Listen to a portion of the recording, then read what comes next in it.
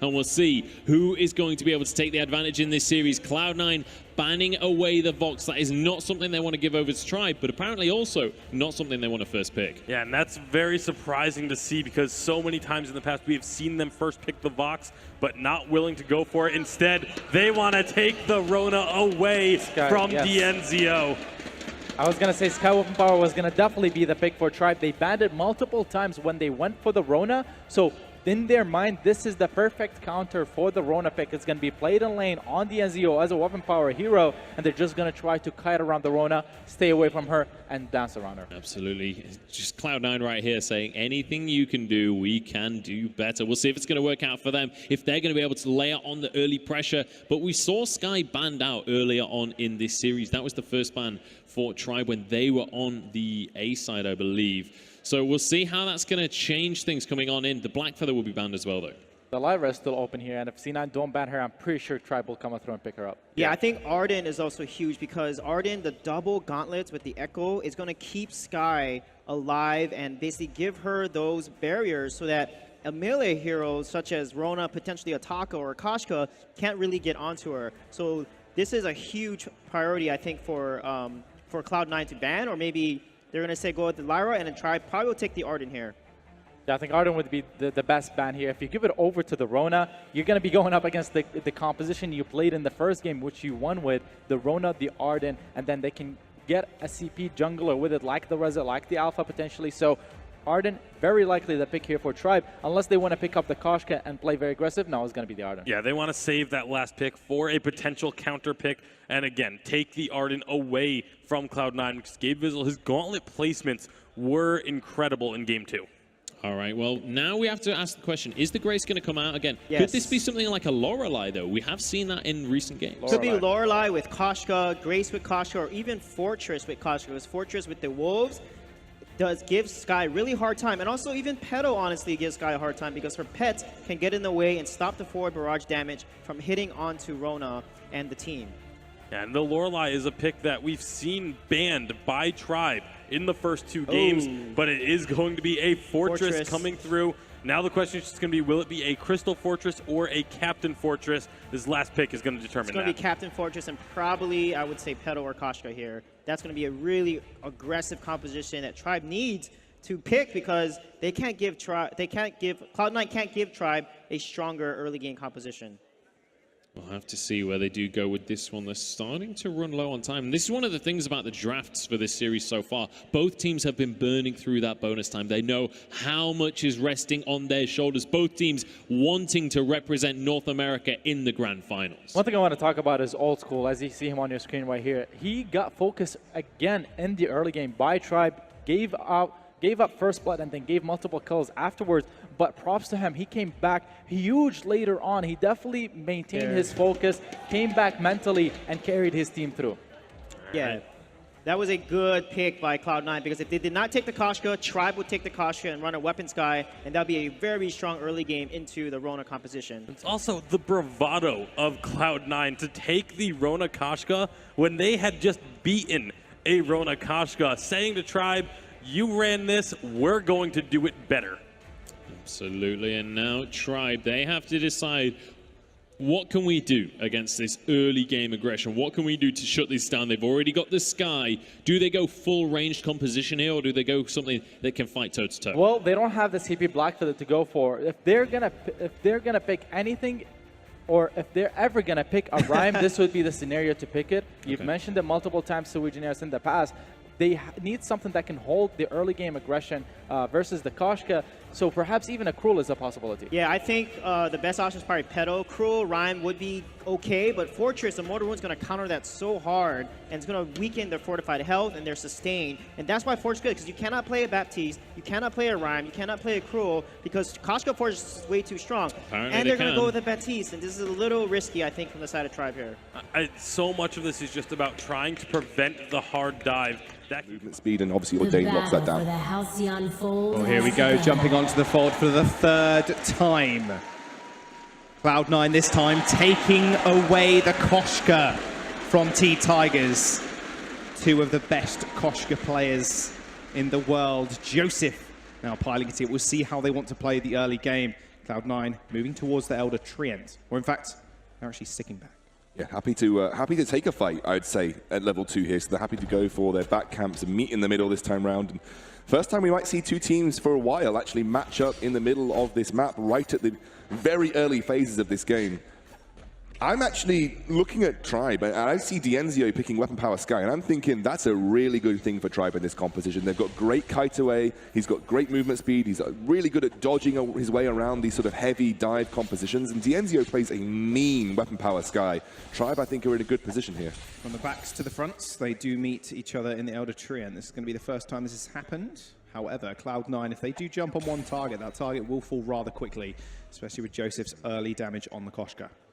They're just trying to wait around here. No one's really got that advantage in lane. Looks like C9 are very desperate to get hold of this early Elder Treant. It is a risky fight to take for either team, to be honest. T-Tigers is building up with those bad mojos as well. They've got to be very careful. Got to watch out for that counter. It doesn't like Tribe maybe looking for back off. I mean, the 2 to 3 minute stall, are we going to see it? Are the minions just going to kill each other at this point? Joseph's going to back off. He's going to go for his backs. They've already spawned, and looks like T-Tigers is doing exactly the same thing. Both of them knew that their back camps, taking that on rotation is important. It looks like that Mexican standoff is just going to stand as it was.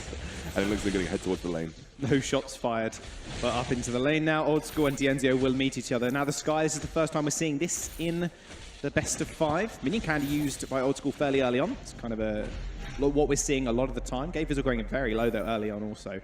Max Green's damage and just his sustainability on this Arden is not something to be messed with. Yeah, Arden's got a super high basic weapon power damage, so he really hits hard in those early levels. The clear speed from Joseph is just that much quicker. That means he gets to that Elder Treant a bit earlier. He also skipped his double backs just to get there in time as well. So he's now going to head back to base, probably pick up that now on rotation. He's thought it pretty much worth to take that Elder Treant and skip his backs for the time being. It makes a lot of sense to net more of that gold. We'll see if T-Tigers is going to do the same kind of game plan we've seen in the last couple of games, which is permanently camp Cloud9's fronts. However, this time around with T-Tigers on that Baptiste, like you mentioned before with the Ordain, perfect for countering Koshka's leap in. Actually seeing an actual laning phase here, George. This is the first game of the series where we've had a somewhat semblance of a laning phase. No rotations, no heavy rotations in the jungle, and I think, you know, this respect between Joseph and T-Tigers. They're looking for an engage. Into the fray onto Dienzio. He's going to use that Suri Strike though. Ult will taking a lot of damage. Joseph's going to march on forward as well. Take Max Green to about a third HP. And that will just be that for the moment. But all the meanwhile, T-Tigers has been farming those fronts. But now Cloud9 are going to get the beneficial rotation down to the Elder Treant.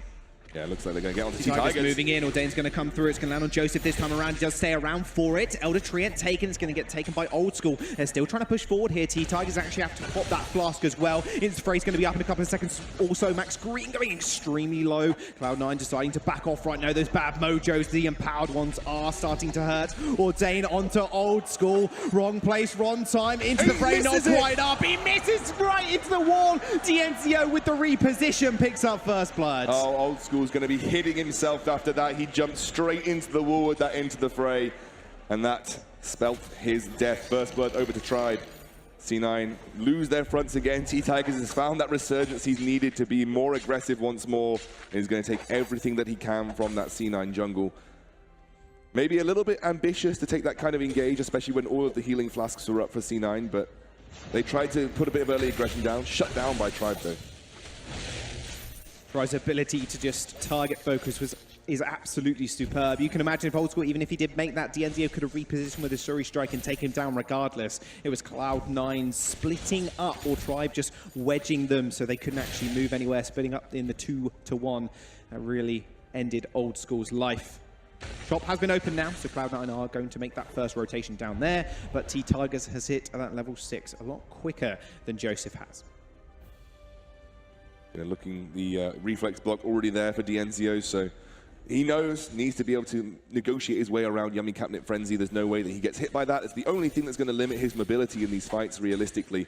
Wondering whether Old School's going to have to pick up a Shiver Steel this game, because we thought Vox was mobile. Sky is very much the same, especially as you can see Dienzio maxing Suri Strike. That's pretty common for Weapon Power Skies. It gives them that extra added mobility, and mobility is the name of the game. That's why you pick Weapon Power Sky. She just is able to dive and dart away from those melee divers like the Rona, the Fortress, and the Koshka.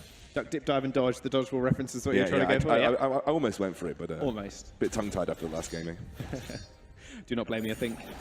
I'm just the same. Joseph has hit that level 6 mark and has got the Aftershock now as well. This is the time they want to fight. Max Green on the Arden is going to be hitting level 6 rather soon also. He's got that fountain available, and now Tribe just need to play around that fact. And with the amount of CC, like Araki was actually talking about, and the disengage potential from T-Tigers using that Fearsome Shade, is two more evenly matched teams here in a semi-final of the World Championships. an unpause. Cloud9 and Tribe, they're in it. Here we go, we're back into gaming, Scoundrel. Enough waiting around. Now Tribe are just pushing in with that minion candy as well. Dane comes out, it's gonna be straight on top of Old School. He is taken under half HP. Joseph leaping in, but there's not much they can do right now. The range advantage is in Tribe's favor. This is something we talked about in these compositions last game. Cloud9 needs to be careful. Those huge bad mojos. No shielding yet for C9. They're probably going to end up giving up this turret for free. The siege from Tribe is just too good, and that was a massive minion wave pushed in for Tribe as well. Dienzio going to get the finishing blow, and suddenly again, early advantages go over to Tribe. I don't think that's good for C9. Tribe have got that composition in the late game. I feel like it's going to be just too difficult to stick to Dienzio. C9 need to look to take advantages in the next 4 minutes, or I'm really putting myself heavily in that Tribe camp. They've got such a good late game composition to deal with what C9 are bringing to the table. The T-Tigers picking up that Shatter Glass. Big power spike for him. And what, you can imagine a Clockwork or an Echo being prioritized at some point also. A double Fearsome Shade is something to be scared about, and a double Gauntlet also from Max Green is something to kind of keep in mind if you're Cloud9. That's a very impunity thing to do, having the Echo on the sort of jungle Baptiste. I haven't seen many North American teams adopt that. I'd imagine T-Tigers works for a Clockwork next. Maybe if they feel in the late game they need the extra peel, they will potentially consider it. But I just don't think they need it at this point. Like, one Fearsome Shade is probably enough. You have to have one Crucible, but that's got to get you through Fearsome Shade and potentially a double Gauntlet wall. Why not just have the extra damage and make it that much easier for Dienzio to clean up? Makes a lot of sense. They're going to rotate down towards the item shop now, and T-Tiger is going to do T-Tiger things and just take away those front camps. But Cloud9 this time around, they want to be able to contest. They're sick and tired of not having that gold in their inventory. Old School is going to move forwards though, but a lot of scout traps will spot them out before they can realistically do anything and Tribe back off. Max Green just hitting level 6 off that last couple of camps as well. Very important power spike for him. Okay, Vizzle at the level 6 mark also, but in all honesty, obviously, the Wolves aren't going to be too much use. Mortal Wound not being the biggest factor, especially when T-Tigers is not in that Reap state. Crucible's there for Gabe Vizzle. They might search for some sort of advantage right now, just simply because there are too many big power spikes being hit by Tribe, and C9 just haven't taken any early advantages just yet. You have the breaking point for Dienzio. That's going to allow him to ramp up in these fights. You've got the level 6 for Dienzio, the Death Rebuff, so good at peeling away from a heavy dive composition, so good at shutting down things like Koshka and Rona once they dive onto you. Right now, T-Tigers is, like you said, got that Shatter Glass, and Max Green has picked up his own Crucible just to deal with whatever might be thrown at them. The only thing that you really have to Crucible from C9 is that Yummy Catnip Frenzy. Everybody's got their own individual reflex blocks, but just in case, Max Green's got his Crucible as well. Yeah, this is what I like from Cloud9 now. They're retaking at this part of the jungle from them that they've not had in the previous 2 games. Maybe that's their hinge to coming back into the series. I say come back into the series, it's one apiece, but coming back in the early deficit that they have been placed in. Only 1,000 gold separates, or just under now, separates Tribe and Cloud9. The smallest gold difference in 9 minutes that we've had in this entire series. I've got to say, I'm impressed with the way that Tribe have responded to that previous game. If I were in their position, I'd be feeling really downtrodden that we had such... You had a 10k gold lead at some point, and C9 managed to bring it back, but Tribe have responded so well. Came back fighting, didn't let off on their early aggression, have looked to play around their win conditions once more, and C9 push onto this gold mine. A heavily bolstered Tribe are going to look to contest it. They are indeed. Max Green might want to pull that trigger on the Gauntlet. They're going to go in. I saw Dane actually on to Joseph. Death Rebuff come down as well. Gabe Vizzle doesn't get struck by it, but he's going incredibly low. Dienzio, so he strikes backwards and is going to be able to block the Yummy Catnip Frenzy as well. They're still cutting back. Dienzio stacking up 11 breaking point stacks. Crystal Sentry's going to help them as well. But they do manage to cut him up. They managed to take the kill. Old School with 20 breaking point stacks ends up going down as well to a bad mojo. Max Green falling. A twirly death will kill him off. A 2-for-2 trade. Joseph and T-Tigers, both junglers, are just going to part ways, or at least T-Tigers trying to catch him up, but the cat is too quick. Such a close fight. Obviously, Cloud9 playing into the territory of the enemy Crystal Sentry didn't help, but that was a lot of resources expended to kill Dienzio, and T-Tigers was just not touched. Let's take a look at that again. You can see here, it's Cloud9 trying to bait Tribe into a fight by starting up that gold miner. They initially put that pressure down onto T-Tigers. The block, or the ordained onto Joseph, stops that initial engage, and they have to sort of recoup and go back. They then push everything onto Dienzio. So watch all of them dive onto Dienzio here, all of the pressure going onto him. He dies, but T-Tigers is untouched. T-Tigers full HP, full energy, and if this was a longer fight and he had that ordained up, he would have been able to clean up the whole thing, and that would have been Tribe's fight to take. And the longer this game goes, the less amount of damage Koshka is going to do to Dienzio. If Dienzio finishes up that Aegis, you're not going to see that level of damage coming out. So these kind of fights where it's Joseph able to take Dienzio out are going to be few and far between as this game goes on. It was all down to Old School yet again, building up those breaking point stacks a lot quicker than Dienzio was able to. They kited back perfectly. Dienzio's positioning was extremely precise. But Old School was just able to jump in there with a red mist, and the damage from the Serpent's Mask as well was just too much. Gold Miner gets started up again, tried moving forward once more. Didn't use the Gauntlet in the last fight, so that is still available to them if they so choose to use it. Ordain comes out, nice bad mojo actually. There's the fearsome shade, but it's going to get blocked. Apart from the gold one who just runs away in fear. Nice stun into the death from above as well. The walls have been popped, but Joseph ends up going down. Gets cut up by Max Green. Dienzio repositioning with that Sorry Strike. Is just going to chase Old School. He has to be very careful. Crystal Sentry wants a word in, but Dienzio Sorry Strikes forward, but Old School getting the lifesteal off of the minions, but ends up going down regardless. They lose that Crystal Sentry, but they take 2 lives in the process. Yeah, C9 basically cut their losses in the middle of that fight and said, let's just get the gold miner. Let's just take the gold miner. It's a huge amount of gold for the team, but they might end up losing a turret for it, which means Tribe are going to take yet another advantage. Joseph doing his best to defend here. Here comes Gabe Bizzle. Max Green popping that flask. There's Yummy Cannon Frenzy straight on top of T-Tigers. Death from above comes down, separating the rest of the team. Joseph hasn't got many tools to work with now, but they've managed to clear out the wave and stop the turret push. There we go, C9 recuperate from that team fight that went so badly wrong. Again, it's one of those scenarios where you have all of these heavy diving heroes and there are just so many obstacles to overcome. It's like an assault course that Tribe put down. First, you have to get through a wall that stuns you. Then you have to get through missiles from the sky that stun you. Then you have to chase up to a heavily mobile sky with a Vanguard, not to mention an army of zombies that fear you and an Ordained that keeps you in a specific location. There are just too many things from Tribe that help keep Dienzio especially safe for, I think, C9 to negotiate through with just 1 Crucible and 2 Reflex blocks. It just feels like it's almost an impossible task. They have to find that initial jump on Dienzio and blow him up straight away.